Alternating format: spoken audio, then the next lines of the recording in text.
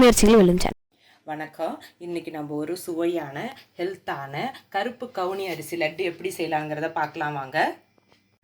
அதுக்கு தேவையான பொருட்கள் நம்ம பார்க்கலாம். கவுனி அரிசி ஒரு கப் எடுத்துக்கோங்க.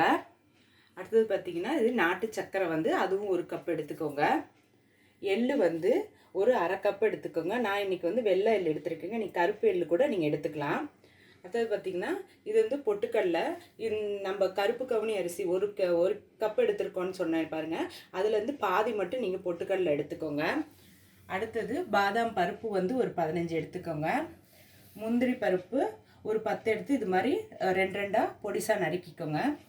ஏலக்காய் ஒரு 2 எடுத்துக்கோங்க. நெய் ஒரு 4 டேபிள் ஸ்பூன் எடுத்துக்கோங்க. இப்போ கருப்பு கவுனி அரிசி லட்டு எப்படி செய்யலாங்கிறத பார்க்கலாம் வாங்க. கருப்பு கவுனி அரிசி லட்டுக்கு நம்ம அரிசி எடுத்துருந்த பாருங்கள். அதை இந்த கடாயில் போட்டுக்கோங்க. கடாயில் தண்ணியோ எண்ணெயோ எதுவும் இருக்கக்கூடாது, ட்ரையாகவே இருக்கணும். இதை நல்லா வறுத்துக்கோங்க. நான் வறுத்துட்டு காட்டுறேன். நம்ம கருப்பு கவுனி அரிசி நான் போட்டுருந்தேன் பாருங்கள். அது நல்லா வறுபட்டுருச்சு. இது நல்லா வறுபட்டுருச்சுன்னா இங்கே பாருங்கள், நம்ம பாப்கார்ன் மாதிரி நல்லா இந்த அரிசி படபடன்னு வெடிக்கும். வெடிச்சிட்டு இந்த மாதிரி ஒயிட் கலரில் வரும். இதுதான் கரெக்டான பதம். இப்போ இதை எடுத்து இந்த மாதிரி ஒரு தட்டில் போட்டுக்கோங்க. போட்டு நல்லா ஆற விட்டுக்கோங்க. ஆற விட்டுட்டு மிக்சி ஜாரில் அரைக்கணும். இப்போ அதே கடாயில் நீங்கள் என்ன பண்ணுங்கள், நம்ம எள்ளு எடுத்துருந்தோம் பாருங்கள். இந்த எள்ளை இதில் போட்டுக்கோங்க. இது பொட்டுக்கடலை எடுத்துருந்தோம் பாருங்கள். அதையும் இதிலே போட்டு கொஞ்சம் நேரம் வறுத்துக்கோங்க. நான் வறுத்துட்டு காட்டுறேன். நம்ம எள்ளையும் பொட்டுக்கல்லையும் போட்டிருந்தோம். அதுவும் நல்லா வறுபட்டுருச்சு. இந்த எள்ளு படபடன்னு வெடிக்கும். அதுதான் கரெக்டான பதம். இதை இதையும் தனியாக ஒரு தட்டில் போட்டு ஆற வச்சுக்கோங்க. அடுத்தது பார்த்திங்கன்னா நம்ம அதே கடாயில் பாதாம் பருப்பு எடுத்து வச்சுருந்தோம் பாருங்கள். இந்த பாதாம் பருப்பை இதில் போட்டுக்கோங்க. இது ஏலக்காய் 2 எடுத்துருந்தோம், அதையும் போட்டுக்கோங்க. போட்டுட்டு இதையும் வறுத்துக்கோங்க. நான் வறுத்துட்டு காட்டுறேன். பாருங்க, நம்ம பாதாம் பருப்பு ஏலக்காய் போட்டோம். அதுவும் நல்லா வறுபட்டுருச்சு. இந்த அளவுக்கு நீங்கள் வறுத்திங்கன்னா போதும். இப்போ அடுப்பை ஆஃப் பண்ணிக்கலாம். ஆஃப் பண்ணிவிட்டு இந்த இதை ரெடியும் இந்த தட்டிலே கொட்டிக்கலாம். கொட்டிட்டு இது எல்லாத்தையும் ஆற வச்சுட்டு அடுத்தது மிக்சி ஜாரில் அரைக்கணும். அதை அடுத்தது காட்டுறேன்.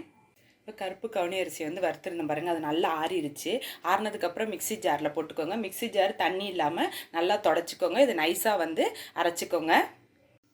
பாருங்கள், நம்ம கவுனி அரிசி போட்டிருந்த மிக்சி ஜாரில் அதை இந்த அளவுக்கு நைஸாக அரைச்சிக்கோங்க. பாருங்க, நம்ம எள்ளையும் பொட்டுக்கடலை பாதாம் இதெல்லாம் வறுத்தம் பாருங்கள். அதை ஒன்றா போட்டு இதையும் நைஸாக அரைச்சிக்கோங்க. பாருங்கள், நான் எள்ளையும் பொட்டுக்கடலையும் போட்டு இந்த அளவுக்கு நீங்கள் நைஸாக அரைச்சிக்கோங்க. பாருங்க, நம்ம கருப்பு கவுனி அரிசி பொட்டுக்கடலை எள்ளு வெல்லம் எல்லாத்தையும் போட்டு நல்லா மிக்ஸ் பண்ணி விட்டுவிட்டேன். இப்போ இதை உருண்டையாக உங்களுக்கு பிடிச்சி காட்டுறேன் பாருங்கள். உங்களுக்கு எந்த அளவுக்கு இந்த உருண்டை வேணுமோ அந்த அளவுக்கு நல்லா அழுத்தி நல்லா பிடிச்சிக்கோங்க. பிடிச்சிட்டு நம்ம எடுத்து வச்சுருந்த இந்த முந்திரி பருப்பு இருக்குது பாருங்கள். இந்த முந்திரி பருப்பை இந்த இதில் நடு சென்டரில் வச்சு இப்படி அமுத்துங்க. கீழே விழுந்துருச்சு. இருங்க, நல்லா அமுத்திட்டு திரும்பியும் ஒரு தடவை நல்லா ப்ரெஷ் பண்ணிவிட்டு இதை இந்த மாதிரி எடுத்து வச்சுக்கோங்க. நான் இதே மாதிரி எல்லாத்தையும் நான் உருட்டிட்டு உங்களுக்கு காட்டுறேன். கருப்பு கவுனி லட்டு எல்லாத்தையும் நான் உருட்டி பிடிச்சி வச்சுட்டேன். இது அவ்வளோ ஹெல்த்தியானது. நான் இந்த வீடியோவில் சொன்ன மாதிரியே நீங்களும் இதை செஞ்சு பாருங்கள். இந்த வீடியோ உங்களுக்கு பிடிச்சிருந்துச்சுன்னா லைக் பண்ணுங்கள், ஷேர் பண்ணுங்கள். உங்கள் முயற்சிகள் வெல்லும் சேனலுக்கு சப்ஸ்கிரைப் பண்ணுங்கள். நன்றி.